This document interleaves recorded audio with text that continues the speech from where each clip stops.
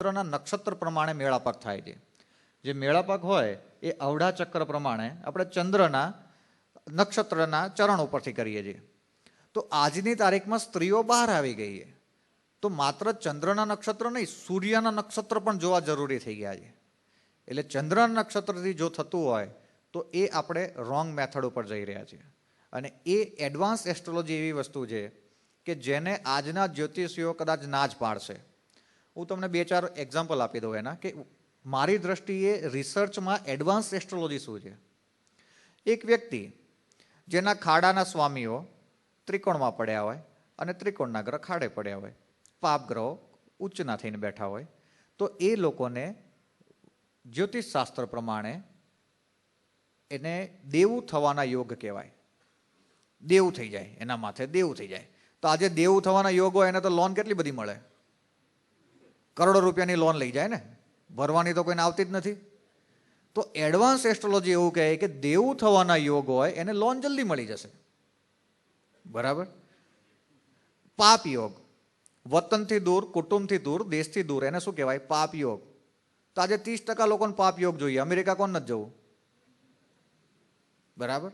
Advance astrology થઈ ગઈ છે કે પાપ યોગ, વતનથી દૂર જવું આજે બધાને ગમે, પાસપોર્ટ બધા કઢાઈ લે. તો આજે જે પાપ યોગ હતો એ અત્યારે કર્મયોગ થઈ ગયો છે. વતનથી દૂર જવું જરૂરી થઈ ગયું છે. આજે દરેક વ્યક્તિએ પોતાનું વતન છોડ્યું છે. એટલે આ શાસ્ત્ર એ અવસ્થામાં લખાયું હતું કે જ્યારે દેશકાળ, એક બહુ અગત્યનો શબ્દ છે દેશકાળ, દેશકાળ મર્યાદિત હતા. પણ જે અત્યારે દેશકાળ પ્રમાણે જો આપણે જ્યોતિષ શાસ્ત્રનો એપ્લાય કરવા જઈએ તો મેં એવું જોયું હતું કે આપણે મંદિરનો સમય હતો ત્યારે આફ્રિકામાં જે કાળિયાઓની પ્રિન્ટ લીધી હાથની, એ લોકોની હાથની પ્રિન્ટમાં તો રાજયોગ જોવા મળે. એ 10 જણની ભેગી કરી. મેં કીધું આ લોકોને રાજયોગ છે ને આપણા ગુજરાતીઓના કારખાનામાં નોકરી કરાય, મજૂરી કરતા હોય, તો આવું કેમ? પછી દુબઈમાં પેલા અરબાઓની પ્રિન્ટ લીધી. એક મેરેજના ફાંફા હોય ત્યાં 4-4 મેરેજ કરીને ફરતા હોય. ત્યારે આપણને એવું લાગ્યું કે દેશકાળ પ્રમાણે તમારે જ્યોતિષ અને હસ્તશાસ્ત્રના નિયમો બદલવા પડશે. ગુજરાત માટે જે કુંડળીનું એપ્લિકેશન ચાલતું હોય એ તમે યુપી બિહારમાં નહીં લગાવી શકો. રાજસ્થાનમાં આજે બાળ વિવાહ થતા હતા તો એ પ્રમાણે તમે જન્માક્ષરને લગ્ન યોગ અલગ રીતે જોઈ શકો છો.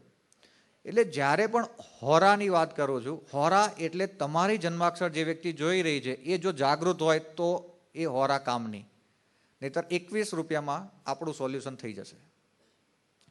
ગુણાંકની વાત કરીએ આગળ, કે નાડી દોષ.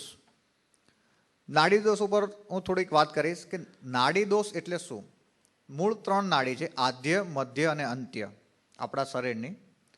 જ્યારે પણ સમ નાડી હોય ત્યારે પતિ અને પત્નીની જો સમ નાડી હોય ત્યારે શું થાય કે જ્યારે સમ નાડી હોય ત્યારે એક સાથે 2 શ્વાસ લે અથવા એક સાથે 2 શ્વાસ કાઢે.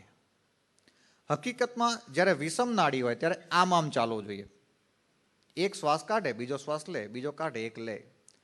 નાડી દોષ દરમિયાન શું થાય કે બંને એક સાથે શ્વાસ લે, બંને એક સાથે શ્વાસ કાઢે. એટલે ગર્ભધાન દરમિયાન ગર્ભને વાયુ નથી મળતો. એટલે નાડી દોષ જ્યારે જ્યારે હોય ત્યારે આપણા જ્યોતિષ શાસ્ત્રમાં એવું લખ્યું છે કે ગર્ભધાન ન થઈ શકે અથવા બાળકોમાં તકલીફ પડે. બરાબર. અને એ આયુર્વેદિકની પદ્ધતિ છે અને યોગ પદ્ધતિ દ્વારા નાડી દોષને દૂર કરી દે શકાય. તમને જાણીને બહુ નવાઈ લાગશે કે યોગ પદ્ધતિથી કઈ રીતે દૂર કરી શકાય. યોગ પદ્ધતિથી સ્ત્રી અને પુરુષ જ્યારે વિધિમાં બેસે ત્યારે એ જેની નાડી આદ્ય હોય એને મધ્ય કરી નાખે, વિષમ નાડી કરી નાખે. એ છે નાડી દોષની વિધિ. બિલકુલ સિમ્પલ. પણ છતાં પણ આપણે નાડી દોષને એટલું બધું મહત્વ આપવામાં આવ્યું છે સામાન્ય જીવનમાં કે ઘણા લોકો સારી દીકરીઓ કે દીકરાઓ જતા કરે છે. હા, નાડી દોષના લીધે જીવનમાં તકલીફ પડે છે, પણ નાડી દોષની જ્યોતિષ શાસ્ત્રની આ જ અગત્યતા છે. એ માત્ર કન્ક્લુઝન નથી કરતું, એનું સોલ્યુશન પણ કરે છે. એ એવું નથી કહેતું કે તમારે આ તકલીફ છે, એ એવું કહે છે તમારી તકલીફ કઈ રીતે સોલ્વ થઈ શકે છે. નાડી દોષ ઉપર થોડું પૂરું કરીએ. પણ નાડી દોષ, કાલસર્પયોગ અને મંગળ, હું માનું છું કે તમારા જીવનમાં એના માટેના કંઈક મેટરો ક્લિયર થઈ હશે. આગળ વાત કરીએ અને સૌથી વધારે અગત્યનો વિષય છે વાસ્તુશાસ્ત્ર. બાથરૂમ નડે, બાયણું નડે, બધું નડે. વાસ્તુશાસ્ત્ર છે શું? વાસ્તુશાસ્ત્ર વ વત્તા અસ્તુ. આપણે પૂજા કરતા હોય ત્યારે બોલીએ વમ વમ વમ એટલે પ્રાણ, અસ્તુ એટલે કલ્યાણ. પ્રાણ શરીરનો વિકાસ, પ્રાણવાયુ ઓક્સિજન. જે પ્રાણ શરીર આપણને જોઈએ છે, જે પ્રાણવાયુ જોઈએ છે, એનો વિકાસ થાય, એનું નામ વાસ્તુશાસ્ત્ર. હવે વાસ્તુ ક્યાં હતું અને ક્યાં લઈ આવ્યા? વાસ્તુ એટલે શિલ્પશાસ્ત્ર. શિલ્પશાસ્ત્રની રચના કરી હતી નગર, મહેલ, ભવન, મંદિર, પ્રસાદ એવું બનાવવા માટે. આપણે એને ખેંચીને બેડરૂમમાં લઈ આવ્યા. પલંગ ક્યાં મૂકવો? હવા આવે ત્યાં મુકાય પલંગ, બરાબર. પણ વાસ્તુશાસ્ત્રનો ઉપયોગ હતો મોટા મહેલ બનાવવા, મંદિર બનાવવા, ભવન બનાવવા, નગર બનાવવા, જેના લીધે લોકોને શાંતિ મળે, સુખ મળે, પ્રાણ શરીરનો વિકાસ થાય. હવે એક વ્યક્તિ મંદિરમાં બેઠી છે તો એને કેવા વિચાર આવશે? શુદ્ધ, સાત્વિક અને સારા. એ જ વ્યક્તિને આપણે ઉપાડીને બોમ્બે બારમાં લઈ જઈએ, કેવા વિચાર આવે? ખરાબ. તો વ્યક્તિ તો એક જ હતી, પણ એના ઉપર જે વાતાવરણની અસર થઈ એ હતું પ્રાણ, વા વમ. એ વાસ્તુ એવું કહે છે કે તમે જ્યાં બેઠશો ત્યાં તમને જો શાંતિ મળે, પ્રાણવાયુ મળે, એનું નામ વાસ્તુ. વાસ્તુ એ દિશા આધારિત શાસ્ત્ર નથી. ફરી વાર હું કહું, વાસ્તુ એ દિશા આધારિત શાસ્ત્ર નથી. ઘણા એવું કે પૂર્વમાં આ હોવું જોઈએ, પૂર્વમાં બેડરૂમ હોવો જોઈએ, પશ્ચિમમાં આ હોવું જોઈએ. પણ પૂર્વ અને પશ્ચિમ, એક અત્યારે બહુ સરસ એક્ઝામ્પલ આપું કે તમે મારી કમ્પેરિઝનમાં કઈ દિશામાં બેઠા છો? પશ્ચિમ દિશામાં. પણ સ્વામીની કમ્પેરિઝનમાં કઈ દિશામાં બેઠા છો? દક્ષિણમાં. આ બાજુની લોકોની કમ્પેરિઝનમાં તમે કઈ દિશામાં બેઠા છો? ઉત્તરમાં. તો તમે કઈ દિશામાં છો એ નક્કી જ નથી. તમે કઈ દિશામાં છો એ નક્કી જ નથી, તો પછી વાસ્તુશાસ્ત્ર ક્યાંથી લાગે? મારો બેડરૂમ ઉત્તર દિશામાં હોવો જોઈએ, પણ બાજુવાળાના ઘરથી તો પૂર્વ થઈ જાય. એટલે વાસ્તુશાસ્ત્ર દિશા આધારિત શાસ્ત્ર નથી. એટલે જો તમને કોઈ એવું કહે કે આ દિશામાં આ વસ્તુ રાખવું જોઈએ તો એ તદ્દન ખોટી છે. વાસ્તુ એટલે આખા રાષ્ટ્રનું, જ્યારે નગરનું નિર્માણ થતું હોય, મંદિરોનું નિર્માણ થતું હોય. મેં જોયું છે ચાઇના, હોંગકોંગ, જાપાનમાં પણ, કંબોડિયા, જે પણ બધા મંદિરો બન્યા એ આપણા વાસ્તુશાસ્ત્ર પ્રમાણે જ બન્યા છે. અને કંબોડિયાના બધા મંદિરો પૂર્વાભિમુખ જ છે. એટલા માટે કે મૂળ એ લોકો હિન્દુમાંથી જ ડેવલપ થયા. આજે બૌદ્ધિસ્ટ ધર્મ ડેવલપ થયો, પણ બૌદ્ધ ક્યાં પેદા થયા? હિન્દુસ્તાનમાં. એટલે વાસ્તુશાસ્ત્ર જ્યારે બિગ કન્સેપ્ટ ઉપર જતા હોય ત્યારે તમે લાગુ પાડી શકો, નાના કન્સેપ્ટ ઉપર નહીં. પણ છતાં પણ ઘરમાં જ્યારે વાસ્તુશાસ્ત્રની કંઈ જરૂર હોય અથવા અગવડ પડતી હોય, તમે ઇમિડિયેટલી મને ફોન કરજો. ટોલ ફ્રી નંબર છે આપણો. એટલે વાસ્તુશાસ્ત્ર તોડફોડ નથી, વાસ્તુશાસ્ત્ર તો નવસર્જન છે. એટલે કોઈ તમારા ઘરમાં આવીને કે બાયણો તોડ નાખો, તો વાસ્તુ એ તોડફોડ નથી. વાસ્તુ તો નવસર્જનની વાત કરે છે.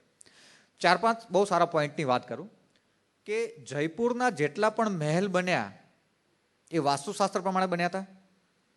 આજથી 400-500 વર્ષ પહેલા જે પણ મહેલ બન્યા હશે એ વાસ્તુશાસ્ત્ર પ્રમાણે બન્યા હશે ને. એ આજે શું થઈ ગયું? Hotel, restaurant, museum. એના વારસદારો જોડે એને ગોળા બદલવાના પૈસા નથી. તો વાસ્તુશાસ્ત્ર એ મહેલમાં રહેવાવાળાનું કલ્યાણ કેમ ના કર્યું?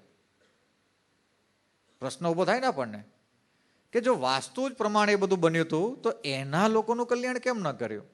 તો એના માટે વાસ્તુશાસ્ત્ર પોતે જ એક નિયમ આપે છે કે નિયત તેરી અચ્છી હે તો કિસ્મત તેરી દાસી હે, દિલ અગર સાફ હે તો ઘર મેં મથુરા કાશી હે. જે લોકો મહેલમાં રહેતા હતા, મહેલ બનાવ્યા, એણે પ્રજાનું શોષણ કર્યું, તો એ શું સુખી હોઈ શકે? ન હોઈ શકે.